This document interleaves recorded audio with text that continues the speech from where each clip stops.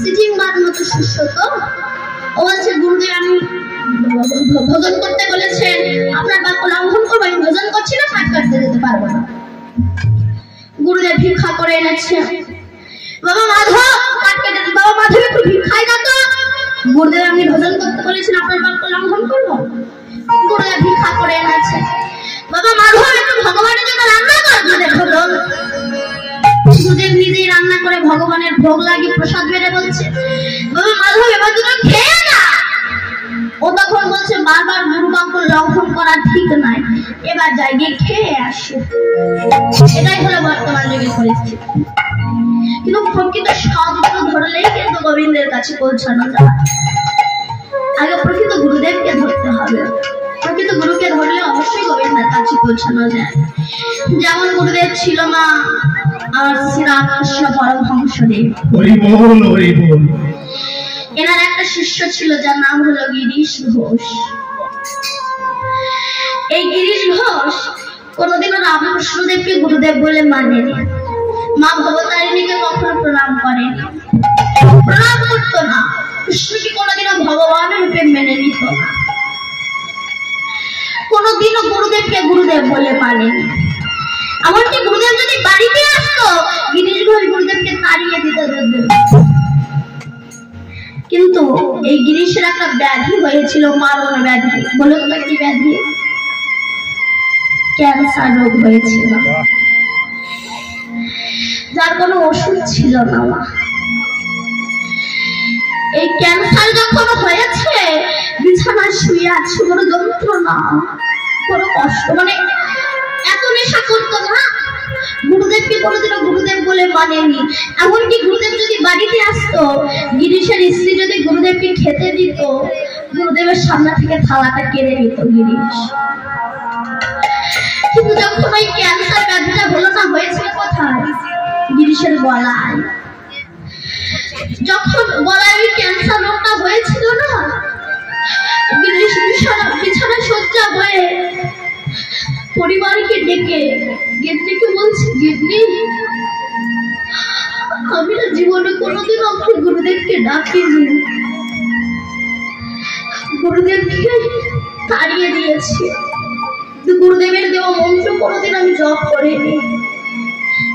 কিন্তু শেষবারের মতো আমি একবার গুরুদেবকে ডাকতে চাই, দেখতে চাই তাকে, তার চরণ দুটো একটু স্পর্শ করতে চাই, তার দেওয়া মন্ত্র আমি জপ করতে চাই।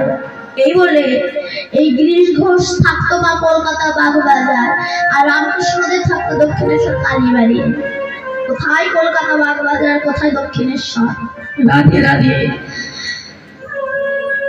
এই বলে গিরিশ ঘোষ একবার ডাক দিয়েছে,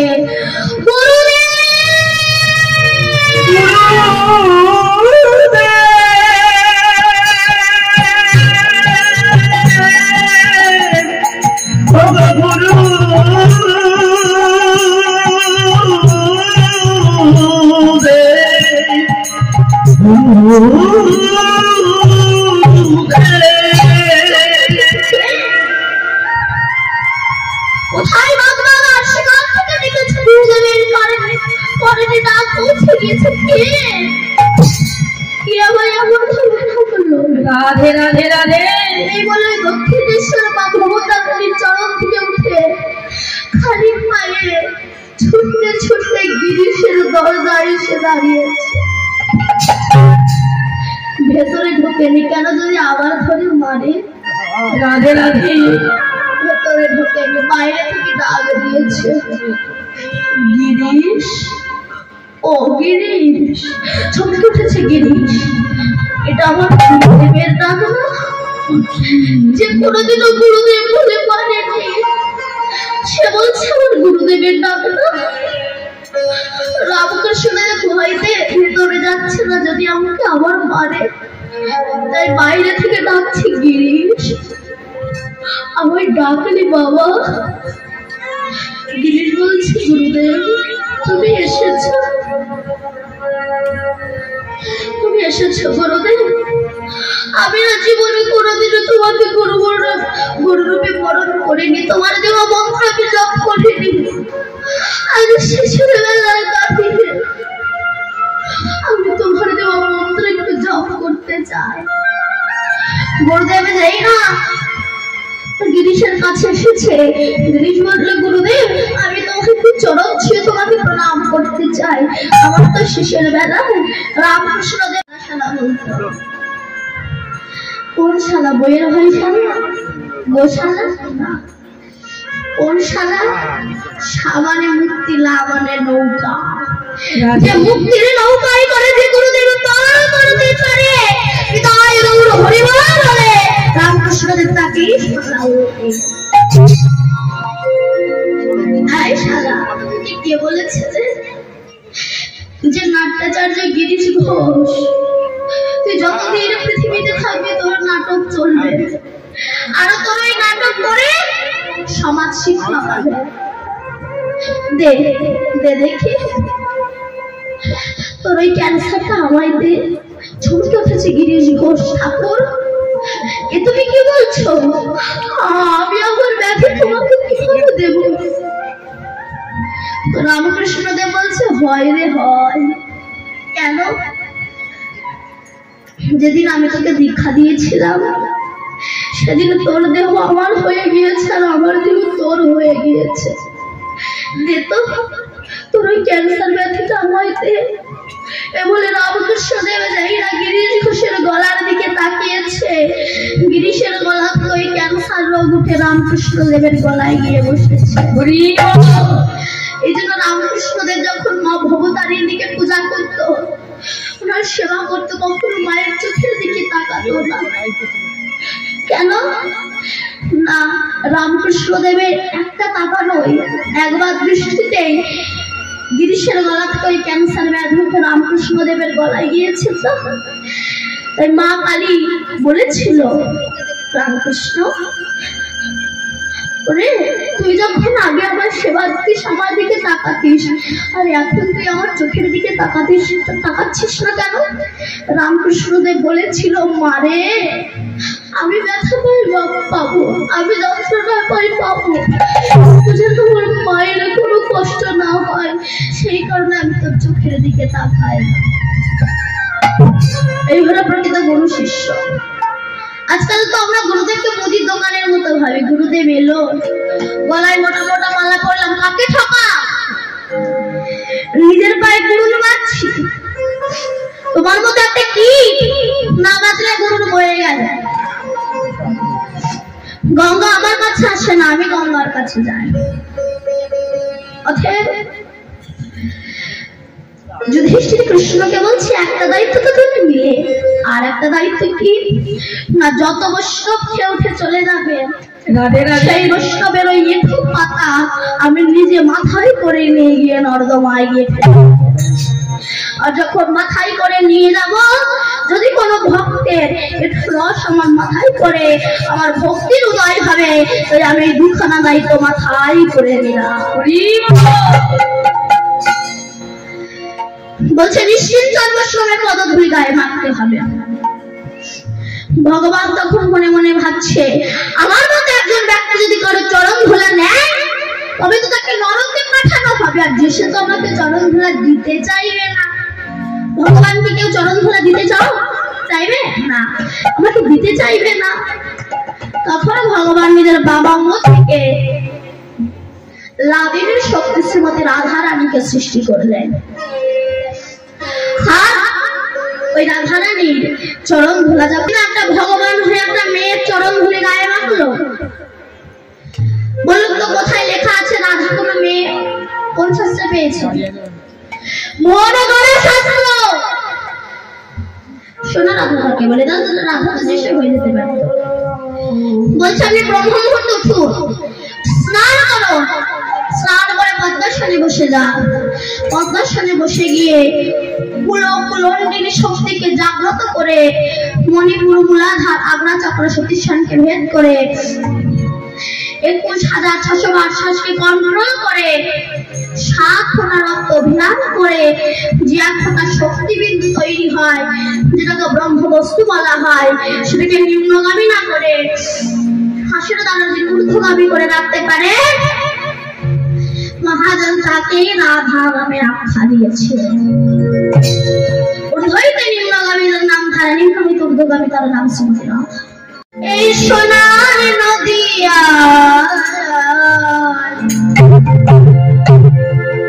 উলুধ্বনি, উলুধ্বনি কোথায়?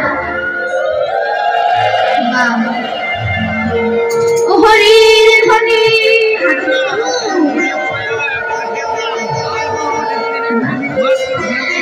শব্দ শোনা যায় আমার গৌরে লরে, গৌরে লরে গৌরে নদী না গরি গরি গরি শব্দ শোনা যায় আমার গৌরে লরে, আমার গৌরে লরে শ্রীকণি উলুধ্বনি শব্দ শোনা যায় আমার গৌরে লরে,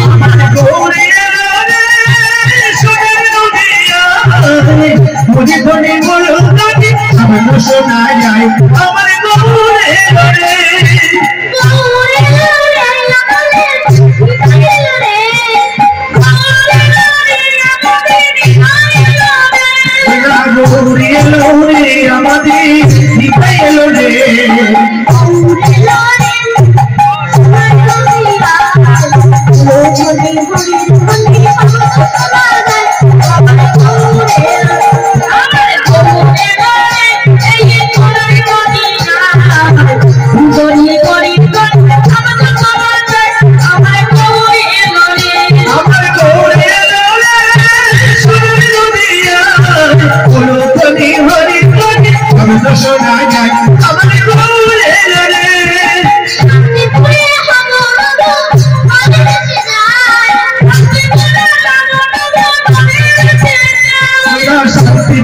হাবুডুবু নদী ভেসে যায়, শান্তিপুরে হাবুডুবু নদী ভেসে যায়, শান্তিপুরে হাবুডুবু নদী ভেসে যায়, শান্তিপুরে হাবুডুবু নদী ভেসে যায়, শান্তিপুরে হাবুডুবু নদী ভেসে যায়, আর গৌরে লরে গরি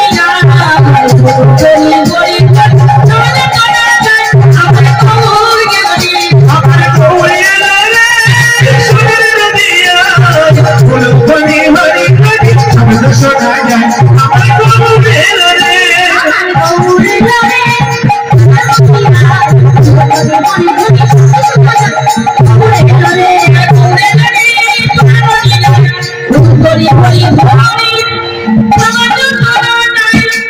আমার গৌরে লরে নারী রূপে উদ্ধারিত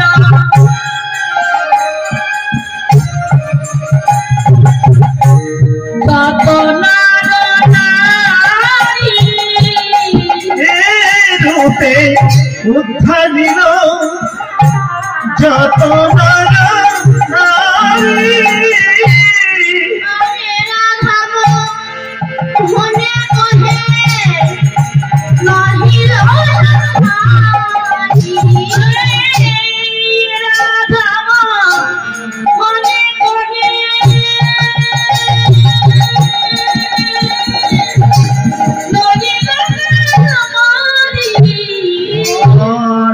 রাধামু মনে কহে নাহি লোহা মাঝি, আরে রাধামু মনে কহে নাহি লোহা মাঝি,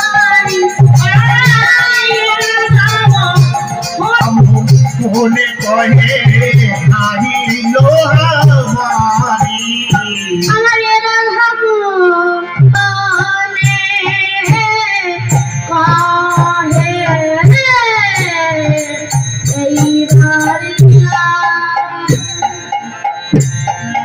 প্রকাশ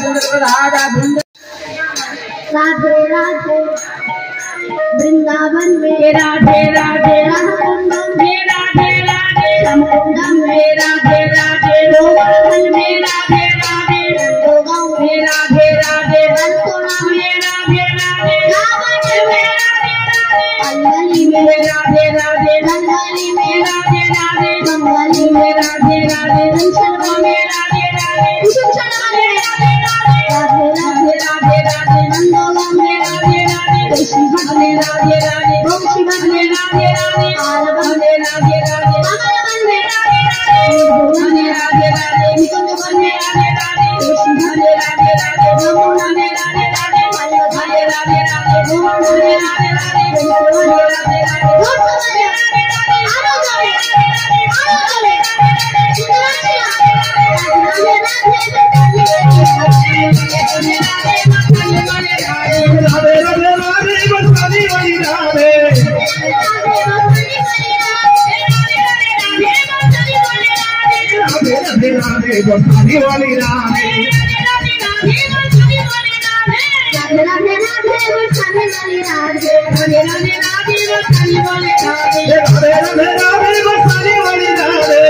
सुंदराक्षी राधे राधे